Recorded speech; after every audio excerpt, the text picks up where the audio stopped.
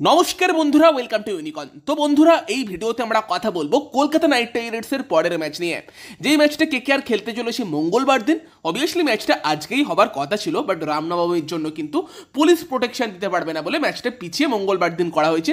দুপুর 3:30 থেকে হবে, মানে খেলা আছে হচ্ছে 8 তারিখ। তো কেকেআর বনাম লখনৌ সুপার জায়ান্ট সেই ম্যাচ, যেই ম্যাচে অবভিয়াসলি আবার শোনা যাচ্ছে লখনৌ সুপার জায়ান্ট কিন্তু সবুজ মেরুন জার্সি পরে খেলবে। মোহনবাগানের সমর্থকদের দলে টানার যে চেষ্টা, যেটা আমরা শেষ 2-3 বছর ধরে দেখে আসছি, সেটাই কিন্তু কন্টিনিউ থাকবে। তবে সেই জায়গাতে আমরা মেনলি আলোচনা করবো এই ভিডিওতে যে কলকাতা নাইট রাইডার্সের কিরকম প্লেইং 11 হতে পারে সেই ম্যাচের জন্য, কোনো রকম চেঞ্জ আমরা দেখতে পেতে পারি কিনা, বা পিচ থেকে আমরা কি এক্সপেক্ট করতে পারি।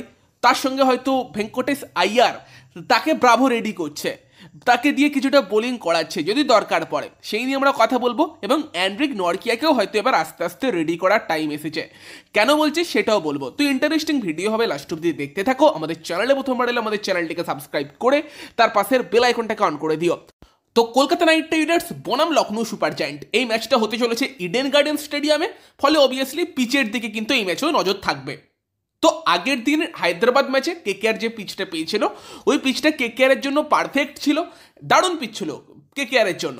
এবার পার্টিকুলারলি একটা জায়গা আছে যারা কেকেআরের এগেনস্টে এজেন্ডা চালাচ্ছে। আমরা জানি দাদার সঙ্গে কি সম্পর্ক, সিয়াবির সঙ্গে তাদের কি সম্পর্ক, বাট তারা বড্ড বেশি সেটা অবিয়াস করে ফেলছে, লোকজনকে দেখিয়ে ফেলছে।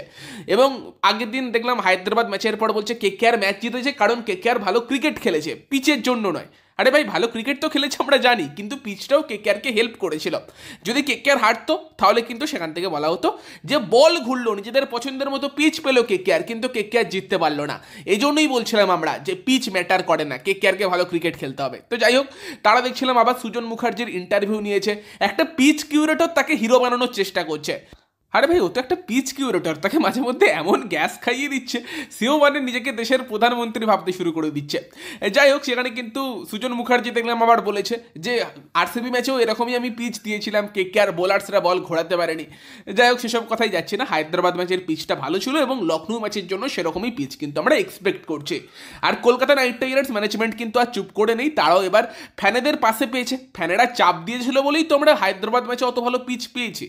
তো সেখানে তারাও কিন্তু এবার অর্ডার দিচ্ছে যে আমাদের ওই টাইপেরই পিচ চাই, আমাদেরকে ওই টাইপের পিচ দিতে হবে। এবং যে শোনা যাচ্ছে আমরা কিন্তু নেক্সট লখনৌ সুপার জায়ান্ট ম্যাচে কিছুটা স্লো সারফেস কেকেআরকে পেতে দেখতে পেতে পারি। তোমাদের বলেছিলাম মনে আছে যে কেকেআরের জন্য দুখানা পিচ তৈরি করা হচ্ছে, একটা ফ্ল্যাট পিচ ছিল, একটা কিছুটা স্লো পিচ ছিল। যেটা স্লো পিচ ছিল সেটাতে কেকেআর আগের দিন ম্যাচ খেলেছে, যেটা ফ্ল্যাট পিচ ছিল সেই পিচটা কিন্তু এবার এই ম্যাচের জন্য তৈরি করা হচ্ছে। তবে সেই পিচটা হায়দ্রাবাদ ম্যাচের আগে ফ্ল্যাট ছিল, বাট লাস্ট 2 দিন ধরে শুনছি নাকি তাতে ওয়াটারিং করা বন্ধ করা হচ্ছে, কম জল দেওয়া হচ্ছে, পিচটাকে ড্রাই করা হচ্ছে। মোটামুটি হায়দ্রাবাদ ম্যাচে যেরকম পিচ আমরা দেখেছিলাম সেই টাইপেরই পিচ কিন্তু এই আর কি লখনৌ সুপার জায়ান্ট ম্যাচের জন্য কলকাতা নাইট রাইডার্স পেতে পারে বলে খবর। মানে নিজেদের পছন্দের মতো পিচ পাচ্ছে। এবং এটাও শুনলাম কালকে যে প্র্যাকটিস সেশন ছিল 5টা থেকে, কেকেআর টিম 4:30 সময় পৌঁছে যায়, গিয়ে পিচের সামনে যায়। চন্দ্রকান্ত পণ্ডিত কাকে একটা ফোন করে, তারপর সঙ্গে সঙ্গে দেখা যায় সুজন মুখার্জি আসছে, তাকে চন্দ্রকান্ত পণ্ডিত কিন্তু কিছু বলে, মানে চন্দ্রকান্ত পণ্ডিতও নিজের গুন্ডা অবতারে একটু আসছে যে না আমাদের এই পিচ দিতে হবে। ফলে আশা করতে পারো যে ড্রাই পিচ পাবো, কারণ কেকেআর সেটা চেয়েছে এবং জল দেওয়া বন্ধ হয়েছে পিচে। আর দুপুরের যেহেতু ম্যাচ, তো ড্রাই কন্ডিশন থাকবে, ডিউ কোনো ফ্যাক্টরও থাকবে না। ফলে আমরা কিন্তু ড্রাই কন্ডিশন, মানে স্পিনারদের জন্য কিছুটা হেল্পফুল কন্ডিশন কিন্তু লখনৌ সুপার জায়ান্ট ম্যাচে দেখতে পেতে পারি। যদি না দেয়, যদি একদম আবার ফ্ল্যাট পিচ দিয়ে দেয়, কিছু ঝামেলা করে, আবার যেরকম সোশ্যাল মিডিয়াতে ট্রেন্ড শুরু হয়েছিল সেরকম শুরু করতে হবে। তবে আশা করছি এই ম্যাচে ঠিকঠাক একটা পিচ হয়তো কেকেআর পাবে। তো দেখা যাক সেটা। ফলে আমরা এক্সপেক্ট করছি যে পার্টিকুলারলি লখনৌ সুপার জায়ান্ট ম্যাচটায় কেকেআর স্পিনারদের একটা বড়সড় ভূমিকা থাকবে। এবং এই ম্যাচেও কলকাতা নাইট রাইডার্স 3 জন স্পিনার নিয়ে যাক, সেটাই হয়তো কেকেআরের জন্য আদর্শ স্ট্র্যাটেজি হবে। মানে পার্টিকুলারলি আগের দিন কলকাতা নাইট রাইডার্স যে প্লেইং 11টা নিয়ে নেমেছিল, সেই প্লেইং 11টাই রাখুক, ওই প্লেইং 11টাই এই ম্যাচে শ্যুট করবে। তো ওপেনিং নিয়ে প্রবলেম হচ্ছে, তবে আই থিঙ্ক কুইন্টন ডিকক এবং সুনীল নারায়ণ তাদেরকে এই ম্যাচে ব্যাক করতে হবে। দেন আমরা 3 অজিঙ্ক্য রাহানেকে দেখতে পাবো, 4-5 মেবি অঙ্কুরেশ রঘুবংশী, ভেঙ্কটেশ আইয়ার। দেন 6 নম্বরে রিঙ্কু সিং, 7-8 আন্দ্রে রাসেল, রমনদীপ সিং, 9 নম্বরে মঈন আলী, দরকার পড়লে মঈন আলীকে একটু আগেও ব্যাট করাতে পারে। দেন 10-এ হর্ষিত রানা, 11-এ ভরুণ চক্রবর্তী, বোলিংয়ের সময় অঙ্কুরেশের জায়গাতে বৈভব আরোরা থাকবে। তো নর্মালি এটাই কেকেআরের প্লেইং 11 কিন্তু হবে। এবার নর্মালি এই প্লেইং 11 নিয়ে গেলে সেখানে 3টে প্রপার স্পিনারের অপশন থাকছে, সুনীল নারায়ণ, ভরুণ চক্রবর্তী, তার সঙ্গে মঈন আলী। আগের দিন মঈন আলীকে দিয়ে কেকেআর বল করায়নি, কারণ হেনরিক ক্লাসেন ছিল, দরকার পড়েনি। বাট এই ম্যাচে হয়তো মঈন আলীর দরকার পড়তে পারে।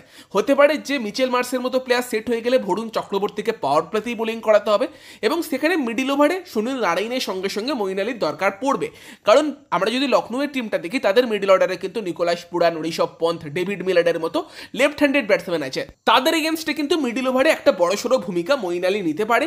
মঈন আলীর থেকে এই ম্যাচে তো আমরা বোলিং এক্সপেক্ট করছি এবং এফেক্টিভ বোলিং এক্সপেক্ট করছি। মঈনের দরকার পড়তে পারে মিডিল ওভারে, হয়তো মেনলি সুনীল নারায়ণ, মঈন আলী, তোমার তার সঙ্গে দরকারে বরুণ চক্রবর্তী, তাদের জুটিটাই ইম্পর্টেন্ট হতে চলেছে। বাকি কেকেআর পেসারদের কথা বললে সেখানে হর্ষিত রানা, বৈভব আরোরার সঙ্গে থার্ড পেসার হিসেবে আমরা আন্দ্রে রাসেলকে দেখতে পাবো এবং যেটা বলছিলাম যে ভেঙ্কটেশ আয়ারকেও কিন্তু তৈরি রাখছে ডোয়েন ব্রাভো, তাকে দিয়ে বল করাচ্ছে, তার সঙ্গে নাকি কাজ করছে ব্যাটিংয়ের পাশাপাশি বোলিং নিয়েও কিন্তু ভেঙ্কটেশ আয়ারের সঙ্গে কাজ করছে, তাকে দিয়ে ডেথ বোলিংও প্র্যাকটিস করাচ্ছে, স্লো আর কাটার যেরকম আর কি ব্রাভো বল করতো সেরকম কিছু শেখানোর চেষ্টা করছে।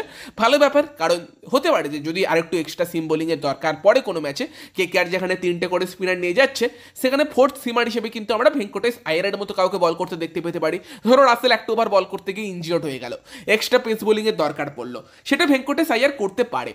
রমনদীপ সিংও আছে, মানে ওভারঅল দেখতে গেলে কেকেআর 3টে স্পিনার নিয়ে গেলেও সিম বোলিং করার জন্য 5টা অপশান আছে, হর্ষিত রানা, বৈভব আরোরা, রমনদীপ সিং, ভেঙ্কটেশ আয়ার, তার সঙ্গে তোমার আন্দ্রে রাসেল। এবার দরকার পড়ে না বল করানো, তাই বল করে না, বাট করলে দরকার পড়লে রমনদীপ বা ভেঙ্কটেশ আয়ার কিন্তু হাত ঘুরিয়ে দেবে। ফলে 3টে স্পিনার নিয়ে এই ম্যাচে যাওয়া যেতে পারে, অসুবিধা হবে না। এবং দুপুরের ম্যাচ যেহেতু আমরা টার্ন এক্সপেক্ট করতে পারি, তো এই ম্যাচে তো স্পিনারদের একটা বড়সড় ভূমিকা থাকবে। তো I think Kolkata knight Riders unchanged 11 নিয়েই যাবে। ওপেনিং জুটির দিকে নজর থাকবে, কারণ আমরা আগেও আলোচনা করেছি যে রাহানেকে দিয়ে ওপেন করালে আঙ্ক্রিস, ভেঙ্কটেশ তারা হয়তো নিজেদের সঠিক পজিশনে ব্যাট করতে পারবে। বাট এই ম্যাচেও হয়তো কুইন্টন এবং তোমার সুনীল নারায়ণ ওপেন করবে, তাদের থেকে একটা ভালো স্টার্ট দরকার। তবে কেন বলছি অ্যান্ড্রিক নরকিয়াকে এবার রেডি করার সময় এসেছে, কারণ পার্টিকুলারলি এই ম্যাচটাই হয়তো অ্যান্ড্রিক নরকিয়ার দরকার নেই। তবে যদি একদম ফ্ল্যাট পিচ দিয়ে দেয়, মঈন আলীর জায়গাতে আমরা নরকিয়াকে দেখতে পেলেও পেতে পারি, বাট হয়তো এই ম্যাচে সেটার দরকার পড়বে না। তবে এর পর পড়তে পারে যখন কেকেআর চেন্নাইয়ের এগেনস্টে খেলবে, পাঞ্জাবের এগেনস্টে খেলবে। কারণ আমরা যদি চেন্নাই স্টেডিয়াম দেখি বা পাঞ্জাবের স্টেডিয়াম দেখি, সেগুলো কিন্তু একটু বড় সাইজের স্টেডিয়াম এবং কিছুটা স্লাগিশ টাইপের পিচ আমরা যে খেলা হলো সেখানে দেখলাম। চেন্নাই বনাম দিল্লি বা উল্টো দিকে তোমার পাঞ্জাব বনাম রাজস্থান যে ম্যাচ হলো, ওই টাইপের পিচে ওই টাইপের স্টেডিয়ামে কিন্তু অ্যান্ড্রিক নরকিয়ার মতো একটা এমন বোলার যার গতি আছে, আবার দরকারে কাটার স্লোয়ারও মারতে পারে, সেই টাইপের বোলার কিন্তু ভীষণ ভীষণ এফেক্টিভ হতে পারে। হ্যাঁ, যদি মঈন আলীর জায়গাতে অ্যান্ড্রিক নরকিয়া ওই ম্যাচগুলোই খেলে হয়তো বলতে পারো যে ব্যাটিংয়ে একটা অপশান কমবে, বাট সেটা কেকেআরকে স্যাক্রিফাইস করতে হবে। 8 অব্দি ব্যাটিং মানে এনাফ ব্যাটিং আছে, হর্ষিত রানা নয়, ঠিকঠাক ব্যাটিং, এবং সেই জায়গাতে কিন্তু ওই ম্যাচগুলোতে অ্যান্ড্রিক নরকিয়াকে দরকার পড়তে চলেছে। কারণ ইডেনের মতো স্টেডিয়ামে হতে পারে নরকিয়ার গতিটা ব্যাটসম্যান ইউজ করে বাইরে মেরে দিল, বাট ওই পাঞ্জাবের স্টেডিয়ামের কথা বলো বা যখন চেন্নাইয়ের সঙ্গে কেকেআর খেলবে, ওই ম্যাচগুলোয় এমন এমন কিছু প্লেয়ার আছে যাদের কিন্তু পেসের এগেনস্টে, হাই কোয়ালিটি পেসের এগেনস্টে দুর্বলতা আছে। পাঞ্জাব টিমেও আছে, চেন্নাই টিমেও আছে। আর নরকিয়ার স্পিড তো জানোই, সেটা 150-এর উপরেই থাকে। আমরা দেখেছি জোফরা আর্চার কিভাবে শ্রেয়াস আয়ার বা প্রিয়ান্স আরিয়ার মতো প্লেয়ারের উইকেট নিয়েছে। তো সেখানে নরকিয়ার দরকার পড়বে। কেউ যদি ভেবে থাকো কেকেআর বেকার অ্যান্ড্রিক নরকিয়াকে কিনলো, কাজে আসবে না, সেটা হয়তো ভুল। কারণ এই ম্যাচে, লখনৌ ম্যাচে আমরা হয়তো অ্যান্ড্রিক নরকিয়াকে দেখতে পাবো না, তবে তারপর কিন্তু অ্যান্ড্রিক নরকিয়ার দরকার পড়তে পারে, বিশেষ করে চেন্নাইয়ের এগেনস্টে ম্যাচে, পাঞ্জাবের এগেনস্টে ম্যাচে, যখন কেকেআর অ্যাওয়ে ম্যাচে খেলতে যাবে সেখানে কিন্তু অ্যান্ড্রিক নরকিয়ার দরকার পড়বে।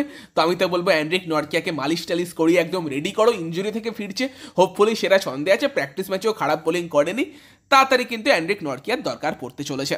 বাকি এই আপডেটগুলোই তোমাদেরকে এই ভিডিওতে দেওয়ার ছিল। বাকি তোমরা জানিও তোমাদের কি মনে হয় লখনৌ সুপার জায়ান্ট ম্যাচে কেকেআর দলে কোনো পরিবর্তনের দরকার আছে কিনা, কমেন্টে মতামত অবশ্যই জানিও। ভিডিওটা ভালো লাগলে ভিডিওটাকে লাইক করে দিও, শেয়ার করে দিও, আমাদের চ্যানেলে প্রথম বাড়লে আমাদের চ্যানেলটিকে সাবস্ক্রাইব করে তার পাশের বেল আইকনটাকে অন করে দিও। তো চলো গাইস, এই ভিডিওতে এই পর্যন্তই, বাই বাই।